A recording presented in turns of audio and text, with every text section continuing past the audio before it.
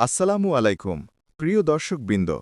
আজ আমরা জানব একটি গভীর ও বিস্ময়কর বিষয়, ফেরেশতারা, যাদের আল্লাহ তাআলা নূর থেকে সৃষ্টি করেছেন, তারা কেন কুরআন তিলাওয়াত করতে পারেন না?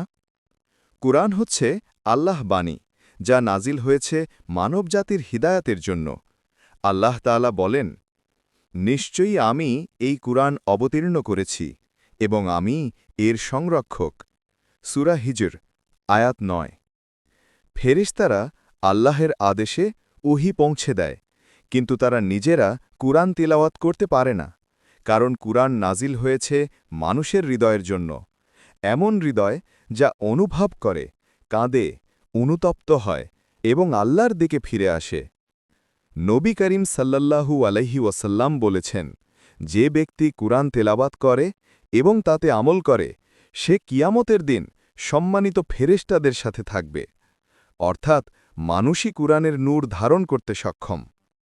এমনকি হাদিসে এসেছে, ফেরেশতারা যখন কোনো বান্দাকে কুরআন তিলাওয়াত করতে শোনে, তারা তার চারপাশে জমায়েত হয়ে যায় এবং সেই তিলাওয়াত শুনে প্রশান্তি অনুভব করে। তারা শুনতে পারে, ভালোবাসতে পারে, কিন্তু মানুষের মতো কুরআন তিলাওয়াত করতে পারে না। প্রিয় ভাই ও বোনেরা, কুরআন শুধু পড়ার জন্য নয়, এটি অনুভব করার জন্য, জীবনে বাস্তবায়ন করার জন্য।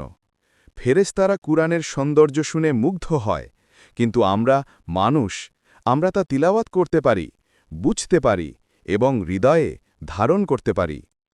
তাই আসুন প্রতিদিন অন্তত কিছু সময় কুরআনের সঙ্গে কাটাই, কারণ যে হৃদয়ে কুরআনের নূর আছে, সে হৃদয় কখনো অন্ধকারে হারিয়ে যায় না।